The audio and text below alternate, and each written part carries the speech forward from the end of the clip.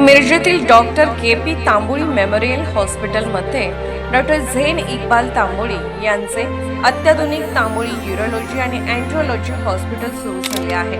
येथे किडनीचे सर्व विकार, किडनी स्टोन, मुतखडा, लघवीच्या विविध तक्रारी, प्रोस्टेट ग्रंथींचे आजार तसेच पुरुषांच्या सर्व लैंगिक समस्यांवर एकाच ठिकाणी अत्याधुनिक तपासणी आणि अचूक प्रभावी उपचार पद्धती उपलब्ध आहेत.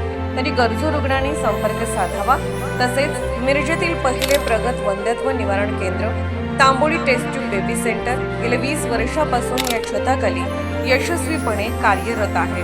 येथे IUI, IVF, ICSI, ICSI यासारख्या सर्व आधुनिक उपचार पद्धती तज्ज्ञ डॉक्टर इक्बाल कासिम तांबोळी हे करत आहेत. विश्वासार्ह उपचारासाठी डॉक्टर के.पी. तांबोळी मेमोरियल हॉस्पिटलचे Tamboli urology and andrology hospital आणि Tamboli test tube baby centre. आमचा पत्ता आरफा हॉटेल रोड, जुने लोकपूर, हॉस्पिटल समोर, मिरज. Mobile number 98 19 70 18 08 0233 22 21 543.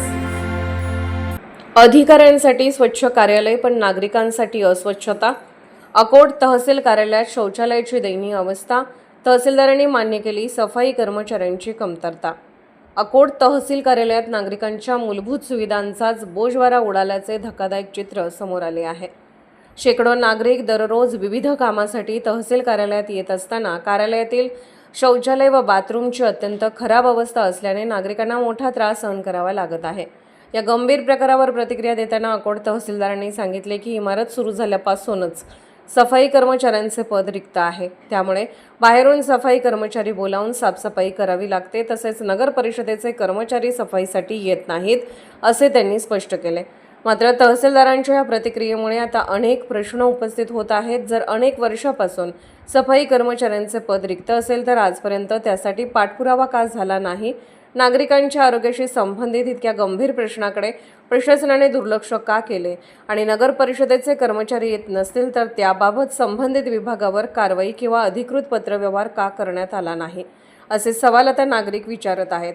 एकीकडे शासन स्वच्छतेवर कोट्यावधी रुपये खर्च करत असल्याचे सांगते, तर दुसरीकडे तहसीलसारख्या महत्त्वाच्या सरकारी कार्यालयातच स्वच्छतेचे 3-13 वाजल्याचे दिसून येत आहे. सर्वसामान्य नागरिकांना मूलभूत सुविधा देण्यात प्रशासन अपयशी ठरत असल्याची चर्चा आता जोर धरू लागली आहे. आता या प्रकारानंतर प्रशासन जागे होणार का, की नागरिकांना अस्वच्छतेचाच सामना करावा लागणार? याकडे अकोटकरांचे लक्ष लागले आहे. SS न्यूज मराठीसाठी अकोटहून जिल्हा प्रतिनिधी वर्षा फुसे यांचा रिपोर्ट. मी 4-5 वेळा आलेली तुमच्या इथे. टॉयलेट बाथरूममध्ये पाणी नाही, स्वच्छता नाही तुमच्या इथे. मग मागच्या वेळेला तुम्ही मला म्हटलं होतं की ते होऊन जाईल. त्याच्यासाठी स्वच्छ पद नाही आमच्याकडे. पद नाही आहे, स्वच्छता करणाऱ्या कर्मचाऱ्याचं पद नाही आहे. ते आम्ही यांच्याकडून दुरुस्त करून घेत असतो नगरपालिकेकडून. हां का? आता नगरपालिकेचे कर्मचारी काही नेहमी येत नाही, ते आमचे कर्मचारी नाही आहे ना. टॉयलेट आणि बाथरूम स्वच्छ करण्यासाठी स्वच्छताचं पद लागते, ते पद नाही आहे. त्यामुळे ते स्वच्छ होत नाही रेग्युलर बेसिसवर. किती वर्ष झाले? तुमच्या विनंतीनुसार, तुमच्या माहितीनुसार आम्ही ते लवकरच स्वच्छ करू इथून बाहेरून कोणी बोलवून.